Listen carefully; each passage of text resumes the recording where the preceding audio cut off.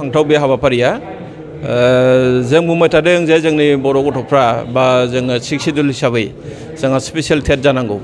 आरो बे टेट जानायनि बाथ्राखौ जिहेतु आसाम सरकारा एप्रिल दाननि गेजेरावनो फोसावनो हागौ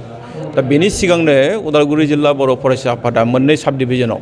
उदालगुरि आरो बेरगाव जे बिथांमोना दि मोनसे स्पेशल माने टेट कचिं खालामनो नागिरदों बे जोबोद मोजां जादों आरो बियो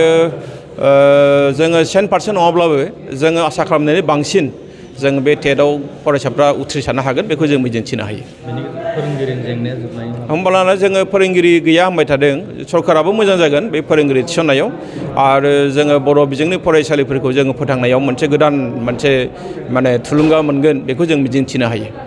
जाय बिजाथिफोरा दिनैसिमहालागै बेयाव मोनफैयाखै बिथांमोनखौ मा बुंनो जाहाथे कचिं फैनाया मोजां जों खावलायो फैनाया मोजां जिहेतु बर' फरायसा आफादा जि रोखोमनि मोनसे हाबाफारि लादों बेथ' बिथांमोननि थाखाय नङा बे जाबाय जोंनि जायनाखि आपकामिं जिनिखि जेनेरेसन फरायसाफ्रा जायफ्रा दङ गोरों फरायसाफोर दङ बिथांमोना बे खाबुखौ लानाया मोजां मानोना टेटखौ कचिं गैयालासेनो होनायाबो गोरलै नङा होननानै जों सानो आरो बिनि सायाव इडुकेसन मिनिस्टारा एसे इंगित होखादों जे बे टेट जायोब्लाबो जे बे टेटआदि गोरलै जानाय नङा बिथांनि बाथ्रायावनो बे बाथ्राया बेरखांदों। बर' बिजोंनि जे फरायसानि हार खमायलांनाय बेखौ बारायनायनि सायाव एबसु आरो बर' साहित्य सभाया खामानि मावदों बे बिथिङाव बर' बिजोङाव फरायसालि एबा फरायसा खमायलांनायनि जाहोना गोबां दङ बेखौ जों मोनसेल' बाथ्रायाव बुंनानै फोजोबनो हाया नाथाय जोङो बिनि थाखाय खामानि मावनांगोन बियो रोखाखासै आरो बिनि थाखाय गाहायै बर' थुनलाइ आफाद आरो बर' फरायसा आफाद आरो लोगोसे जोंनि माहारि माखासे आफादफोर दंबावो बिथांमोनाबो बहाय हाबसोमनानै खामानि मावनांगोन जोंनि धोरोमारि आफादफ्राबो बहाय खामानि मावनांगोन मानोना जोङो फोथायो जे बर' बिजों गैयाब्ला बर' बिजोंनि फरायसालि गैयाब्ला बर'फोरनि गेजेराव माहारिबादा बेसेबां बोसोर थांनानै थागोन जोंहा बहाय सन्देह दङ। गिबियावनो फिन खनसेबाव जोङो जि 6 शिड्युल टेट सरकारा फाथिनो थाखाय लादों बेखौ जों फिन खनसेबाव आरो बरायगोन उदालगुरि जिल्ला दुलाराय बर' फरायसा आफादनिफ्राय आरो जोङो दिनै जिल्ला आफाद हिसाबै जिल्लानि सिङाव थानाय जेसेबांखिनि बर' टेटनि एप्लिकेन्टसफोर दङ बिथांमोननो लागै माने फ्रि कचिं जों होनो थाखाय लादों बेयो खोब माने बेसे 15निफ्राय 20 दिन बेबायदि कचिं होनो थाखाय जों थिग खालामदों आरो बेयावहाय दिनैसिम जोङो एप्लिकेन्ट हिसाबै जोंनि बे कचिंआव बाहागो लानो जोङो फर्म एसे शेयार खालामना होनाय जादोंमोन आरो बे हिसाबै एप्लिकेन्ट हिसाबै नैबे उदालगुरि जिथु जन उदालगुरि जनावहाय टटेल 96 जोंनि आखायाव दासिम फर्म जोंनियाव जमा जादों आरो बिथांमोनखौ लानानै जि केदिन माने बे टेट कचिं जों होगोन बेयाव बेखौ जों थिग खालामदों आरो बे टेट कचिंआवहाय जोंहा फेकाल्टिस हिसाबै जोंहा गेस्ट टिचारफोर माखासेफोर फैगोन जेरै माने assistant professor Bargaon degree college कपाटी बालिका एलपि स्कुलनि हेड टिचार दोङो खोब मोजां सासे एकाडेमिशियान देबेन बर' जों माने बेवहाय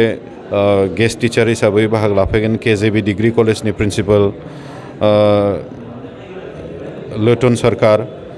Kartik Chandra Das state resource person बिआरपिनि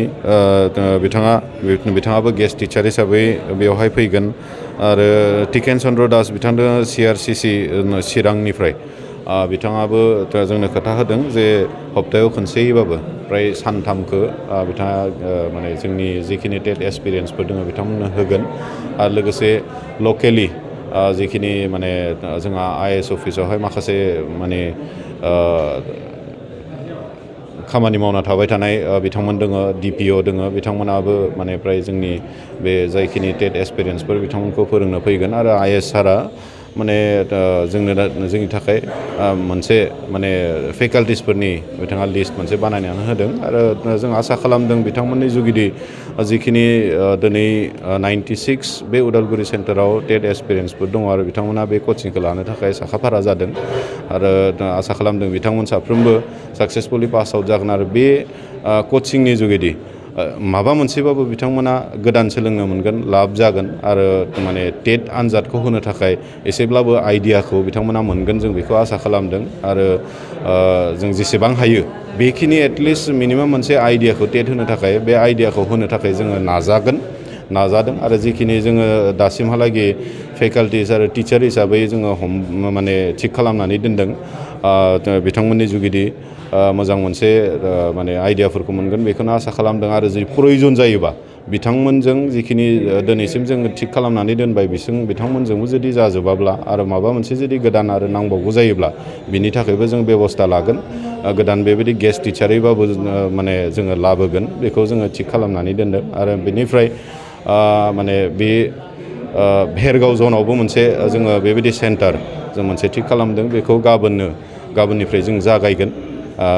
बेनि थाखाय आं खावलायगोन माने दासिमहालागैबो जुदि सोरबाफोर बेयाव माने एप्लाइ खालामाखैबा बे कचिंखौ लानो थाखाय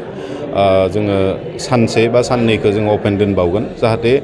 जोंनि थांखिया बेनो जे रावबो जाहाथे दा थालांथों, गासैबो माने बे सुबिदाखौ मोनथों। बेखौनो आं खावलायगोन, जाहाथे सोरबाफोर दंबावोब्ला माने गावबागाव दखरा आफादनि बिबानगिरि बा दखरा आफादनि मावखुलियाव थांनानै जाहाथे गावनि मुंखौ थिसनहैयो आं बेखौ खावलायबाय। आरो गाबोनो जिहेथु जोङो भेरगावआव माने भेरगावनि जिथु क्लास बेखौ जागायगोन, भेरगाव जननि साफ्रोमबो माने जिखिनि टेट एसपिरेन्सफोर बे कचिंखौ लानो थाखाय एप्लाइ खालामबाय नोंथांमोना गाबोनो जाहाथे भेरगावआव थानाय जे लाइब्रेरि बे लाइब्रेरियावहाय बयबो जाहाथे फैयो सम बायदियै आं बेखौ खावलायबाय। दासिमहालागै थिग खालामनानै दोनदों बैसागुनि सिगां जों फोजोबगोन। ओमफ्राय 12 तारिखसोआव एप्रिलनि 12 तारिखसोआव जोङो बे कचिंखौ फोजोबगोन। खिन्थु जुदि बे बैसागोनि 12सिमहालागैबो जुदि जोंनि जिखिनि फोरोंनो गोनां कर्सफोरा जुदि जोबाब्ला बे बैसागो जोबखांनायनि उनावबो सानब्रै सानबा जि लायो बेखिनि माने जोङो बे फोरोंथाइ होनो थाखाय जों थि खालामनाय जादों। उदालगुरि जनाव दासिमहालागै 96 बिजाथिफ्रा बिथांमोना आर'जलाइ गथायदों। आरो बेनिफ्राय भेरगावनिखौ जोङो एक्जेक्टलि दासिमहालागै बिदि फाइनाल मोनसे डेटाखौ जों कालेक्ट खालामना मोनाखै, खारन दखरा आफादनि मावखुलिफोरावबो बा दखरा आफादनि आखायाव दासिमबो एप्लिकेसनफ्रा दङ। खिन्थु माने बिथिंबो 60नि खम जानाय नङा। फोरोंथाया मा धरननि जागोन? डिजिटेल जागोन ना मा प्रसेसा फोरोंनायनि प्रसेसा जोङो माने डिजिटेलनिबो बेबस्थाखौ जों खालामदों। जोंहा फेकाल्टिसफोरा जिहेतु माने जथेस्थ'खिनि